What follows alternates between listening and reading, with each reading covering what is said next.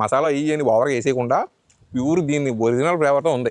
అది అలా చేసాం. మరి ఏమన్నా మిమ్మల్ని క్వశ్చనింగ్ అడిగి చాలా రోజులు అయిపోయింది. ఈ రోజు కొత్త క్వశ్చనింగ్తో వచ్చేసాను. ఏదైనా క్లూ ఇద్దామంటే మీరు చెప్పేస్తున్నారండి. క్లూ ఇవ్వకపోయినా చెప్పేస్తున్నారు అనుకోండి. సర్లేండి, ఒక క్లూ ఇచ్చేద్దాం. అన్నం కూర కలుపుకుంటే ఇస్తాను. మట్టిలో పుట్టింది, మా ఇంటికి వచ్చింది, మట్టి దాకలో చేరింది. ఏంటది? ఇదే అది.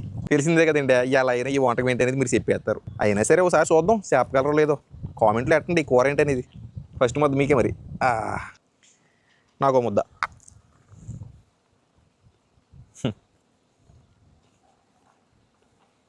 చెప్తే నమ్మరు. నెక్స్ట్ లెవెల్ లైట్ పొలదానికి తగ్గుతుందండి. అలాగే ఇందులో వేరే కూడా ఉన్నాయి చిన్న చిన్నవి. వీటికి కాంబినేషన్గా ఇందులో వేరే చిన్న చిన్నవి ఉన్నాయి. అవి కూడా ఏంటో మీకు తెలిస్తే కామెంట్ చేయండి. టేస్ట్ మాత్రం నెక్స్ట్ లెవెల్ అండి. అదిరిపోయింది. నేను వంట బాగుందని చెప్పేస్తాను.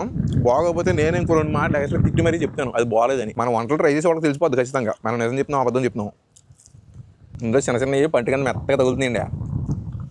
ఆ ఫీల్ మాత్రం భలే ఉంది. దీన్ని నొక్కితే చక్క మెత్తగా అయిపోద్దామంట.